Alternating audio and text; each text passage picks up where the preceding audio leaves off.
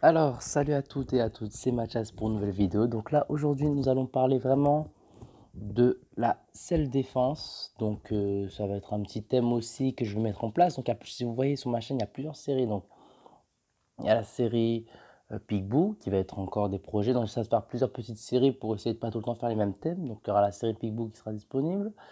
Il y aura la série aussi prépa physique, les live Insta qui vont bientôt reprendre. Et j'ai également aussi une série WCS, le secret de la vitesse et la puissance. Et là, ce sera plus sur le thème self-défense. Quand on parle self-défense, j'ai déjà parlé de, comme vous avez vu dans le titre, que personne n'est invincible. Voilà. Des gens peuvent avoir des craintes face à quelqu'un, peuvent avoir des craintes parce que la personne physiquement de l'allure va être beaucoup plus costaud, va être beaucoup plus imposante, aura des muscles, va être plus tracée, plus dessinée. Moi, personnellement, tous les mecs que j'ai connus, moi, dans ma carrière sportive, qui ont été à très bon niveau en karaté, qui ont été très, très forts et qui étaient très puissants aussi, c'est pas des mecs qui étaient de la gonflette, hein. C'était toujours des mecs qui étaient comme ça, que j'ai connus, qui étaient très, très forts. Déjà. Et de deux, il faut se dire, dans la logique des choses, donc, déjà, on va venir parler d'un premier truc dans les arts martiaux, c'est l'état psychique. Donc, déjà, dans la self-défense, on parle beaucoup de prévention et d'état psychique. La prévention, qu'est-ce que c'est? Donc, quand je parle de prévention, je parle beaucoup d'éviter le conflit. Si on peut éviter, on le fait. C'est pour ça que on dit que la meilleure arme, c'est la fuite. Chose qui est vraie, ça veut pas dire. Ça veut dire qu'aussi on ravale son ego aussi de côté, parce qu'on a souvent, maintenant dans la société d'aujourd'hui, on veut prouver une virilité vis-à-vis des gens, vis-à-vis à l'image qu'on peut avoir sur soi. Alors que si on revient dans la logique des choses, si je ne ravale pas mon ego et que comme on dit, que je fais les gros bras et que je veux faire face à une agression où les individus peuvent être 3, 4, si j'ai la possibilité de fuir, c'est mieux parce que le plus important, c'est de rentrer chez soi. Moi, je dirais pas avec les miens parce que je vis tout seul depuis des années, mais je veux dire, le mieux, c'est de rentrer chez soi tranquille que perdre la vie pour une histoire d'ego et de virilité. De trois, donc il y a cet aspect-là, donc c'est vraiment, on ne peut vraiment pas s'en sortir quand on est dans un lieu où on est bloqué. Là, on viendra de parler de ça après. Ensuite, je vois beaucoup d'arts martiaux, beaucoup de phases où beaucoup de commentaires aussi, beaucoup de débats là-dessus, hein. C'est un grand débat, la self-défense. Est-ce que ça marche sur un ring? Est-ce que ça marche voilà. Il y a quelque chose que j'aimais bien par rapport à un très grand expert que j'aimais beaucoup, Frank Ropers, enfin que j'aime beaucoup, c'est un très très grand expert martial. Il y a eu pas mal de critiques à son sujet, mais ce qu'il dit pour moi c'est vachement réaliste, c'est vachement au point de vue pédagogique, moi qui adore la pédagogie, je trouve ça hyper réaliste. Et d'un point de vue scientifique, je trouve ça très intéressant aussi. Je vais m'expliquer après, mais alors déjà, si vous regardez bien, dans l'état, il va y avoir beaucoup d'arts martiaux où ça va être très chorégraphié. J'ai beaucoup parlé de ça, hein, de la chorégraphie, hein. On t'attaque avec un couteau comme ceci, tu bloques comme ceci, tu fais ci.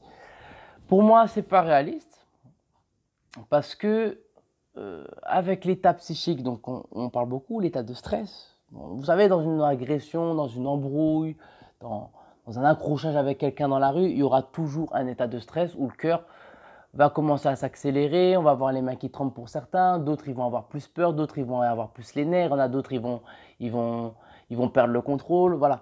On a tous une façon de réagir psychiquement différemment à la situation violente, à l'agression, voilà.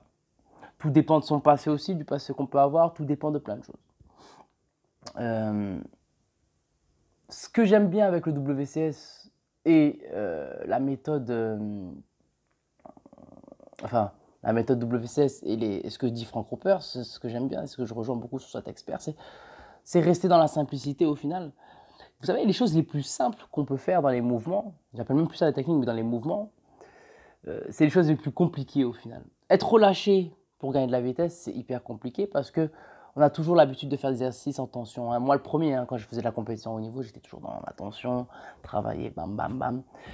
Mais on oublie beaucoup la phase de relaxation, la phase de ressourcement sur soi-même, de recueillement sur soi-même aussi. C'est très bon, c'est très important et c'est très bénéfique pour la pratique martiale à l'avenir. Euh, donc, on a l'état psychique, on a l'état de stress, on a l'état tout ça. Euh, et il y a aussi la simplicité qui est très intéressante aussi dans les arts martiaux. On va venir en parler après parce que bien sûr, je vais vous démontrer une des techniques après, mais je vais enchaîner d'abord. Ensuite, on va beaucoup parler de l'état émotionnel, de l'état psychique, de l'état... Voilà. Il y a des gens qui vont être plus tétanisés par la peur, et qui vont avoir moins de façons de réagir. Comme disait, bon, je ne sais plus qui disait ça, mais il y a un expert aussi que j'entendais dire ça, où on peut être très bon à la salle, très très bon à la salle, on peut être très très bon sur le ring, on peut être très très bon dans la cage, très très bon dans la cage. Mais si vous voulez, tout ça, inconsciemment, notre cerveau est conditionné à ça. Quand on va faire un combat de boxe, notre cerveau inconsciemment est conditionné. On sait qu'on va prendre des coups parce qu'on s'entraîne pendant un laps de temps avant le combat. On a un régime assez strict. On a voilà, un entraînement assez cadré. Souvent, les boxeurs de haut niveau, ça va être vachement cadré. Les karatékas, pareil. Les combattants du UFC, du MMA, pareil. Il va y avoir un certain conditionnement au niveau de tout ça. Après, ce qui est intéressant, c'est que c'est dans le cadre sportif, il y a quand même des règles. Il y a quand même si c'est des sports qu'on peut trouver hyper violents comme le MMA, mais il y a quand même des règles. Il y a quand même des coups qu'on n'a pas le droit d'avoir. Il y a quand même plein de choses, c'est quand même réglementé, il y a quand même un cadre, même si les coups sont franco, hein, mais il y a quand même un cadre derrière. Voilà. Donc il y a ça. Il y a l'aspect sportif et l'aspect de la vie de tous les jours. On n'est pas tous les jours avec ses gants de MMA, on n'est pas tous les jours avec son kimono, on n'est pas tous les jours avec son matériel, on n'est pas tous les jours en train de s'entraîner non plus. On n'est pas tous les 4 matins, je veux dire, dans une cage. Pour ce qui est ma part, je m'entraîne tous les jours, hein, mais beaucoup dans la relaxation, comme j'expliquais. Il y a l'état psychique, l'état tout ça. Et après, on va venir à parler de la simplicité. Donc la simplicité, ça va rejoindre aussi les mouvements les plus simples. On va aussi faire un travail de distance. Ça, c'est quand j'avais passé ma ceinture noire. Je me rappelle, on avait fait beaucoup de travail de distance comme ça. Et c'est très important aussi la distance dans les arts martiaux et dans la défense aussi. Très, très important la distance parce que c'est en fonction de ça qu'on pourra évaluer. Et en fonction de la distance, on va venir prendre le plus réaliste possible. Qu'est-ce qu'on retrouve le 90%, on va dire 99% des cas, avant une embrouille, avant une bagarre, avant tout ça, encore synonyme de virilité, encore synonyme de la société d'aujourd'hui. On va beaucoup, ça va partir un peu comme le style des béliers, c'est-à-dire qu'on va beaucoup venir front contre front, hein. Souvent on voit des gars, ils vont s'embrouiller, ils vont souvent avoir le front contre front, venir proche, ça va parler, ça va s'échanger, et ça va chauffer, et boum, à un moment il y en a un où ça va déclencher. Le but, c'est de rester, je dirais pas qu'il faudra ne pas avoir peur, parce qu'on a tous ce côté de stress, ce côté de peur, on l'a tous, même le meilleur combattant de rue possible, il y aura toujours ce côté de stress, toujours ce côté d'adrénaline, c'est normal. C'est le corps humain, c'est psychique, c'est comme ça que c'est. Après, on ne va pas se lancer, comme disait Frank Ropers, dans des techniques trop compliquées à réaliser en situation où ça peut être suffisamment tendu. C'est pas du mytho-jutsu, c'est pas tout ça, c'est en fonction de la distance qu'il y a, en fonction de plein de choses, comment on peut réagir. Si on regarde 90% des bagarres, ça démarre comme ça. Si on regarde l'exemple que j'avais beaucoup aimé de Frank Ropers, c'est quand vous regardez deux combattants, vous savez, dans les clashs avant la pesée, quand ils se clashent, voilà. C'est souvent ça qui fait les gros buzz de combat, les gros buzz, tout ça. Si on remarque bien, ces combattants, il y en a des fois, j'ai vu des pesées, moi sur internet, hein, je dis bien pas en vrai, mais j'ai vu des pesées où il y en a ils se poussent, il y en a ils se mettent une claque. Là, dernièrement ce matin sur Instagram, j'ai vu un, il lui a mis un coup de genou, mais à courte distance. Oui. Et les mecs, il y en a certains, ils se mettent des bonnes claques ou des bons coups de poing pourtant, hein. Bon, après, il y a toujours des gens qui se séparent, heureusement d'ailleurs, mais bon, c'est un peu dommage que dans un truc de sport comme ça, on en arrive là, mais c'est pour dire que ces boxeurs-là, ces gens-là, c'est des pros. Vous voyez ce que je veux dire? Donc, qui veut dire que malgré c'est des pros, ils arrivent front contre front toujours. Et il y en a un qui se prend un coup au bout d'un moment. Il y en a un, il n'arrive pas à bloquer. Mais c'est parce que c'est normal. Point de vue scientifique, je vais l'expliquer avec mes mots, hein, parce que je ne saurais pas dire les mots exacts, mais d'un point de vue scientifique, à distance courte, le temps de réaction de notre cerveau pour bloquer sera nettement moins important. Donc, il veut dire qu'à courte distance, déjà, quelqu'un vient à courte distance, c'est une grosse erreur. Voilà. Parce que c'est ce que je veux dire. Parce que déjà, la distance qu'on va mettre pour sa frappe va être va être moins facile à bloquer pour l'agresseur ou pour votre adversaire. Voilà. Parce que c'est à courte distance. On n'est pas dans un thème de cage où chacun démarre du bord de la cage, se met en garde et on sait qu'on va prendre des coups. C'est pour ça qu'on dit qu'on se conditionne. Là, je peux sortir demain matin de chez moi, je peux sortir, voilà, et puis tomber sur une embrouille et me faire embrouiller, voilà, ou me faire agresser. Bon, voilà, ça peut arriver. Et c'est des choses qui ne sont pas prévues. Un combat est prévu. On donne une date, on donne un truc, c'est prévu. Une agression, c'est différent. Donc il y a déjà tout ça à prendre, l'aspect de la distance, parce qu'à courte distance, pour une personne, aura moins le temps de réagir. Après, on va venir parler aussi donc déjà de ça, on va venir parler maintenant des zones les plus sensibles. Enfin, les plus sensibles. On parle beaucoup de points vitaux, donc là aussi, ça rejoint beaucoup de systèmes de self-défense, hein. Il n'y a pas que le système de l'Académie Ropers, mais il y a beaucoup d'autres systèmes de self-défense, et que j'adhère beaucoup, et que je valide, qui sont basés sur des frappes. Alors, on a beaucoup de points vitaux. Donc, dans tout le corps, on a des points méridiens, des points vitaux. Chose que les médecins connaissent très bien, chose que les kinés connaissent très bien. Tout ce qui fait partie du milieu de la médecine, les gens connaissent très bien. Après, c'est vrai que en situation, comme je dis, psychique et émotionnelle, on va parler de stress, d'adrénaline, on n'aura pas le temps de penser à tous ces points vitaux, à penser à tout ça. Donc, ce que j'aime bien dans l'Académie Ropers et dans plein d'autres systèmes de self-défense, c'est qu'on va venir se baser sur des choses les plus simples, mais des choses qui sont accessibles dans la rue. Donc, je vais les nommer, mais moi, la vidéo que je vais faire aujourd'hui, c'est sur celle que j'aime particulièrement, une zone que j'aime particulièrement, donc on va y venir après, mais c'est une zone que j'aime plutôt particulièrement. Donc, déjà, on va venir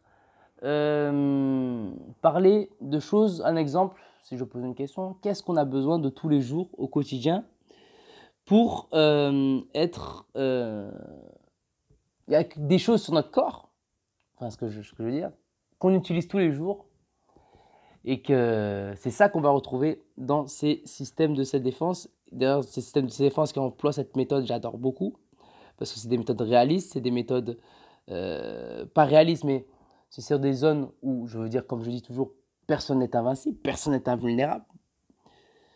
Je vais parler d'un point de vue logique. Donc c'est vraiment de la logique, hein. Je vais essayer de faire au plus simple, au plus voilà. On a besoin de nos yeux parce qu'on regarde tous les jours.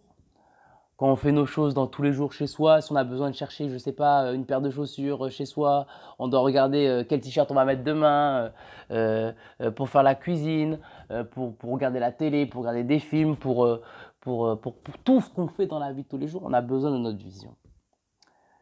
Si vous regardez bien, un combattant, quand il va boxer ou machin, il va se prendre, je sais pas, un doigt dans l'œil, hop, il va être comme ça, il va piquer, il va pleurer de l'œil un peu, ce qui est normal.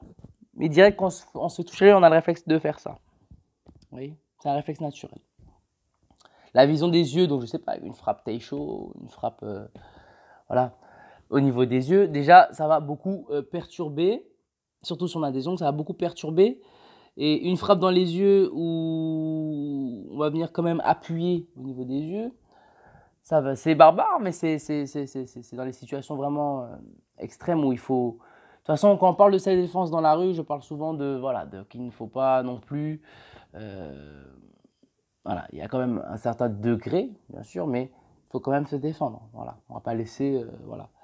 Donc, on va d'abord, donc les yeux. Donc, peu importe une frappe dans les yeux, un jetage de doigts dans les yeux, ça trouble la vision. On a besoin de respirer, donc de manger, d'avaler, point de vue de la gorge, la tranchée, la pomme d'Adam.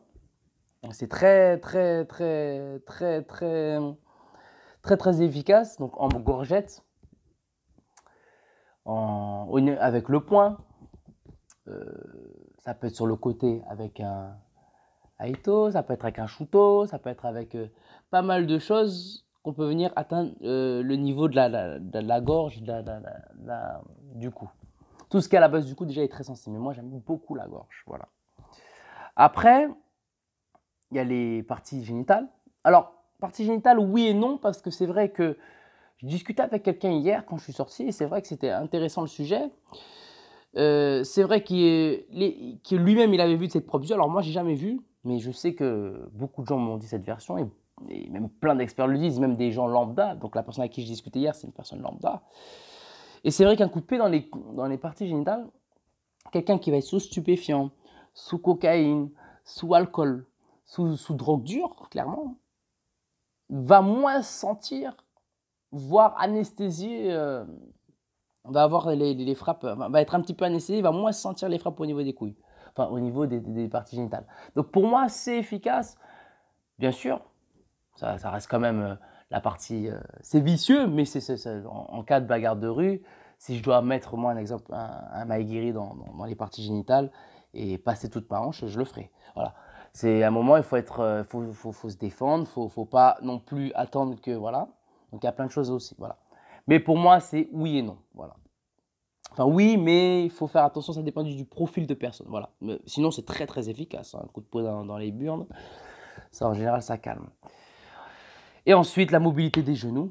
Donc le genou, la base qu'on a besoin pour marcher, tout ça, donc l'articulation. Donc si ça casse, ben, c'est incapacité de travailler, de combattre. Et de travailler également, si la personne a un métier, mais voilà, mais incapacité de faire les choses, voilà. Alors, je vais donner tout ça, les yeux, la gorge, les parties génitales, les genoux. Donc tout ce qui est des zones assez accessibles, même si la personne a un blouson. Alors moi, j'aime beaucoup la gorge. Pourquoi? Parce que, déjà moi, c'est plus instinctif pour moi. Quand je me battais en Martinique, où je ne suis pas fier d'ailleurs, mais quand j'étais très bagarreur plus jeune, j'étais quelqu'un de très nerveux. Je l'ai dit sur pas mal de vidéos à mes 22 ans, mais j'étais quelqu'un de très nerveux. Et j'avais souvent ce réflexe de mettre. Alors en Martinique, c'est la spécialité, hein, ça il n'y a pas que moi, mais c'est en général même les jeunes que j'ai connus tous. Notre spécialité là-bas, c'était la gorgette. Donc c'est vrai que la base de la gorge est une zone plus instinctive pour moi, mais la frappe que je vous démontre aujourd'hui vient vient se faire sur cette zone-là.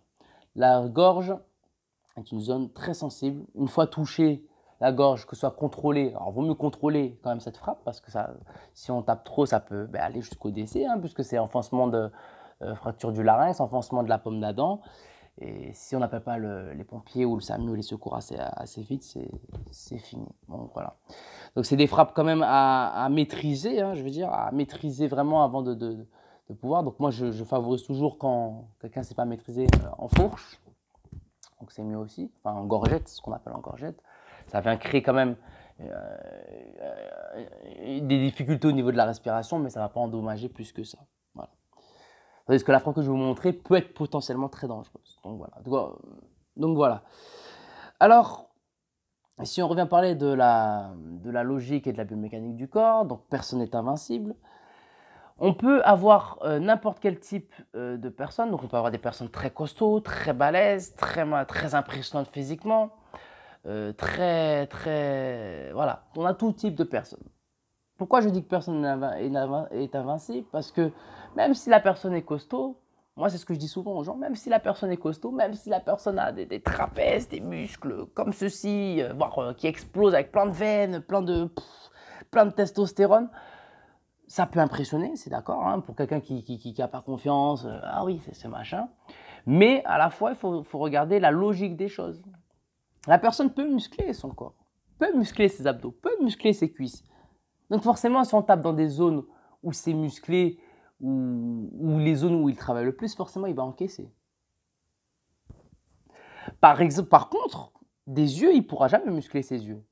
Une gorge, il ne pourra jamais muscler. Il ne pourra pas muscler une gorge. On peut muscler son cou, bien sûr. Mais une pomme d'Adam, un cou, c'est quand même une phase molle. Donc, une phase dure sur une phase molle, voilà.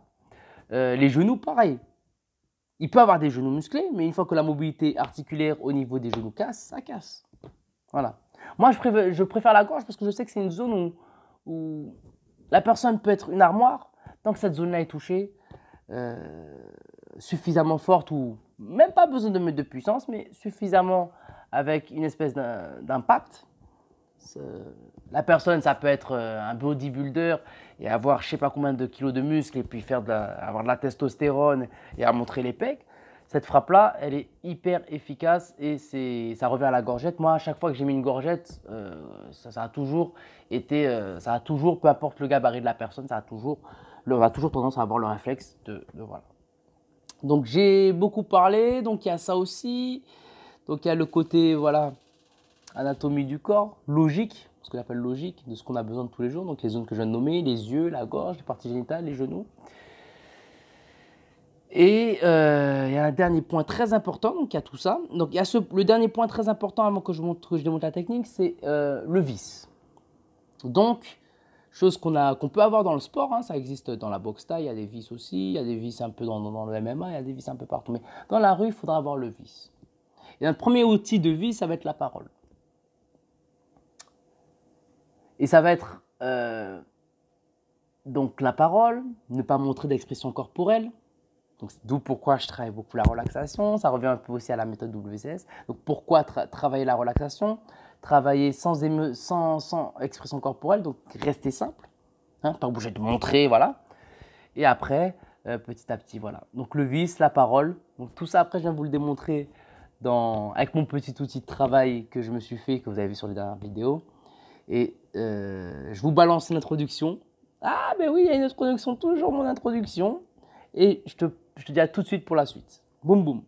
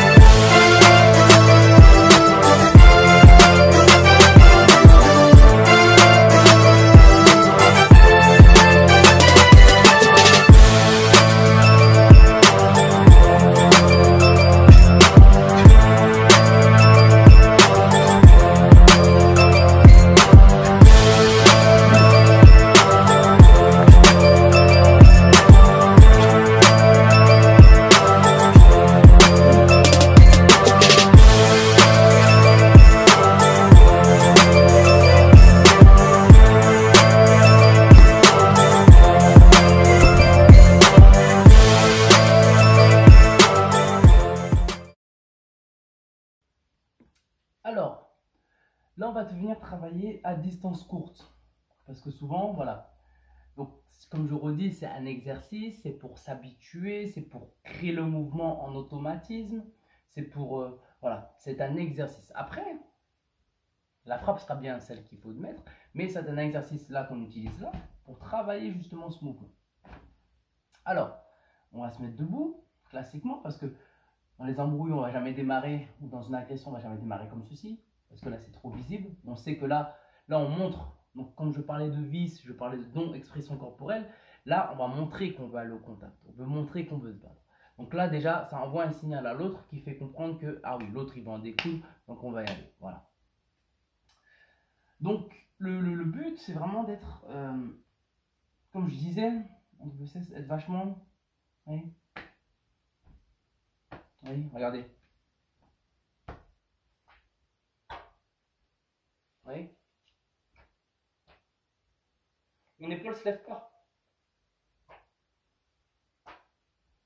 Donc, qui veut dire que déjà, je ne vais pas montrer cette expression corporelle au niveau de l'épaule. Je vais partir de relâcher, mais que je vais montrer que c'est mon corps qui va bouger. Donc, je ne montre pas l'expression corporelle. Il n'y aura pas forcément besoin de mettre les mains là, parce que oui, on peut être comme dit Franco Père, ce papa arrangeant, on met les mains là. Boum, ça part en gorgette. Voilà, ok. Boum, ici. Au niveau de la gorge, fourche, ça part en gorgette, sauf que c'est au niveau ici, mais là c'est juste pour travailler le mouvement. Au niveau gorgette. Ok. Ici, on a les mains devant, je ne vais pas me battre. Ça permet aussi d'avoir des antennes pour se protéger. Ici, mais surtout pour mettre. Voilà. La frappe que je vais vous montrer, c'est ça part de debout. Enfin, pour moi, on peut être là. Mais bon. Souvent, les gens, ils démarrent. Ouais, qu'est-ce qu'il y a? Ils démarrent là. Face à face. Pas montrer d'expression corporelle, ça veut dire qu'on va pas montrer qu'on va se crisper. Voilà. On va juste parler, qu'est-ce qu'il y a. Mais, quand je dis que la parole est une distraction, est une arme, c'est-à-dire que, quand je dis qu'il faut avoir du vice aussi également, ça veut dire que, un exemple, tout bête, hein. Bon, je suis pas très bon acteur pour ce jeu-là, mais un exemple, quand ça vient au conflit, ça discute, ça parle, vous pouvez poser des questions à la personne. Elle va vous dire, mais pourquoi tu me regardes? La personne va te voir, pourquoi tu me regardes mal? Ou pourquoi tu me regardes mal? Ou pourquoi tu regardes ma meuf? Ça arrive très fréquemment, les trucs comme ça. Alors que des fois, tu peux être juste dans tes pensées. Tu regardes une personne, mais tu es dans tes pensées, et tu te dis, ouais, qu'est-ce que je vais faire demain? Et puis la personne arrive devant toi, voilà. Bien sûr, on se lève pour venir expliquer, voilà, même ça dépend comment on est debout, voilà. Mais, voilà. Et le but, c'est de poser des questions. Non, tranquille, frère, tranquille. Voilà. Le vice, c'est de montrer qu'on va se soumettre. C'est un vice, c'est une tactique. Oh, pas, moi, personnellement, j'ai toujours, instinctivement, j'ai fait ça, je faisais toujours ça petit. Quand je me battais, c'était, on m'embêtait, petit, on emmerde, arrête de m'embêter, boum, après ça part. Voilà. Je disais plein de fois, arrête, ou l'autre il m'insulte, arrête, boum, ça part. Voilà. Et après, j'enchaînais beaucoup sur des frappes, je frappais vraiment avec ma haine. Vous voyez. Ensuite, donc ça va rejoindre un peu ce système-là. Quand vous voyez un bébé, un exemple, un bébé, vous voyez, il a quand même cet esprit naturel. Ouais, quand vous regardez un bébé, vous lui tendez un truc, un exemple, un bébé, le bébé, il va pas faire ça pour prendre son truc. Instinctivement, il va faire ça pour attraper. Quand il connaît pas un bébé, il essaie d'attraper, mais la main, elle reste droite. Vous voyez, c'est naturel. Donc, ce qui veut dire que la phase qu'on va faire là, au niveau de notre frappe, ça va être à peu près, ça va être exactement le même délire. Pensez à un bébé, ça va être exactement le même délire. C'est bam, voilà, un mouvement naturel. Un bébé, quand il va attraper quelque chose, il va pas faire ci, il va pas faire ça, il va pas passer en bas, voilà. Il va aller en linéaire, tout droit. Voilà, il cherche, il attrape. La parole, montrer qu'on va se soumettre. Donc je sais pas, ça fait par exemple, pour un machin, le gars il met la pression, il veut faire le kéké devant sa meuf et dire voilà, ok, il n'y a pas de souci, je veux pas d'embrouille, mec, je veux pas d'embrouille. On sent que ça chauffe. Si on voit que ça chauffe pas, c'est justement la meilleure bagarre, c'est celle qu'on évite. Voilà, tranquille mec, je veux pas d'embrouille, voilà, ça part, il n'y a pas de souci. Si on sent que là la tension elle monte, on garde les bains quand même, voilà, je veux pas d'embrouille, mec, s'il te plaît, voilà, montrer que quand même on se soumet. Parce que lui, quand on va dire ça, il va se sentir beaucoup plus, ça va lui enlever une barrière, si vous voulez, de défense. Parce qu'il se dit, ah ben, je me suis soumis, il est soumis à moi, pas besoin de me défendre. Enfin, entre guillemets, on va réduire son attention au niveau de la défense. Que quelqu'un qui va venir qui va vous dominer, un exemple, c'est vous êtes plus sur la défensive. Ou si vous venez vous battre à quelqu'un, ou que vous savez quand même il a du répondant, on va y réfléchir 2 fois avant de faire les choses, vous voyez. Alors que là, si on montre qu'on se soumet, lui ça le fait, certes gagner en assurance, il va se sentir, voilà, mais il y aura moins la défense pour une attaque qui se prépare. Déjà, alors, je me soumets, machin, comme j'avais dit sur une vidéo. Voilà. Je me soumets, d'accord, non, je veux pas d'embrouille, mec, tranquille. Ou je dis, qu'est-ce qu'il y a? Non, je t'embrouille pas, je veux pas d'embrouille. Voilà. On fait des gestes, voilà. Je veux pas d'embrouille. C'est juste, voilà. Il faut un maximum montrer que déjà vous êtes soumis. Déjà, c'est très important parce que c'est là où ça va jouer un rôle très important.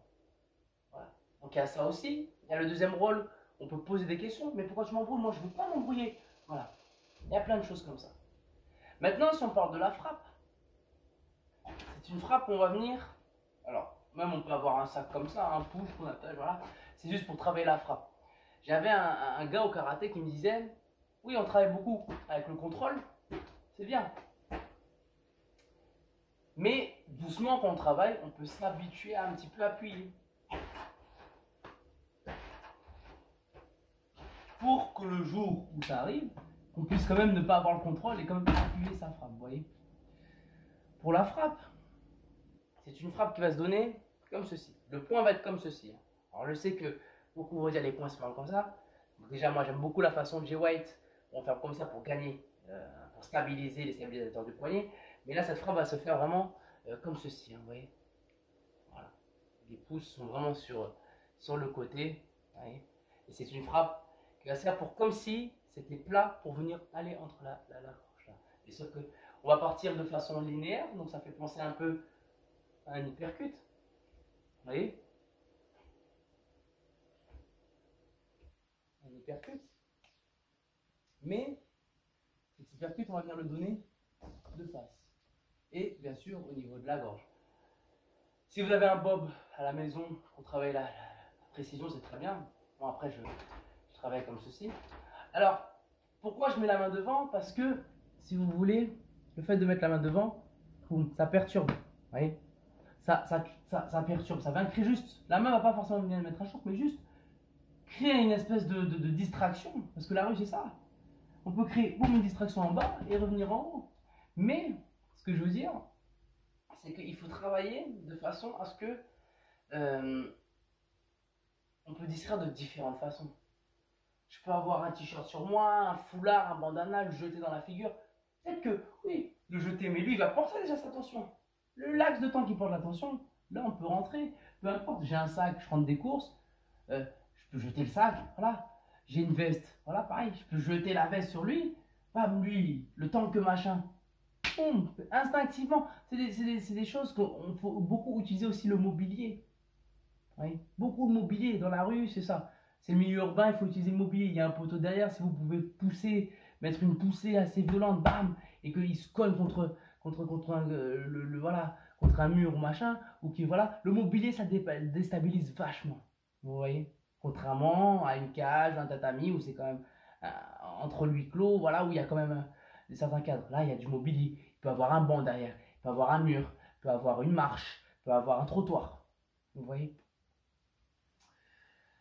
De deux,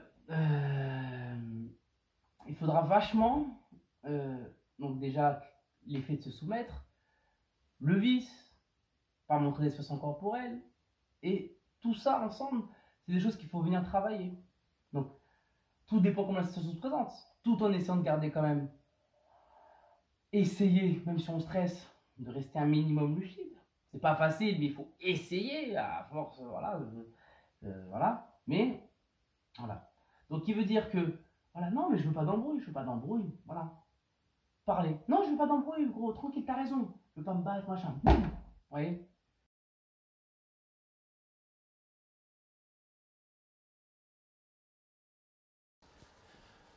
Se soumettre.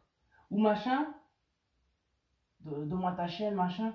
Non, non, non, c'est d'accord, je te la donne, je te la donne. Vous voyez? Ou, ah, tu regardes ma meuf, machin, machin. Non, je regarde pas, t'inquiète, je te jure, je te jure. Vous voyez? Je regarde pas. Mais la main va venir quand même perturber un petit peu, ça dépend. Même s'il est plus grand, la frappe, vous avez vu, ça va ajuster un peu plus haut. Hein. De toute façon, une fois, souvent, les bagarres vont démarrer de distance proche, hein, votre front contre front. Donc c'est là. Non, je veux pas d'embrouille, s'il te plaît, arrête, s'il te plaît, je veux pas d'embrouille. Vous voyez? Je veux pas d'embrouille. Je dis que je veux pas. Donc l'autre, déjà, il baisse sa carte. Non, non, c'est bon, je veux pas d'embrouille, je veux pas me battre avec toi, mec. Vous voyez? Mais cette frappe qu'on donne, c'est vraiment, boum, bon, comme ce petit passement de hanche, boum, qui vient mettre au niveau de la gorge.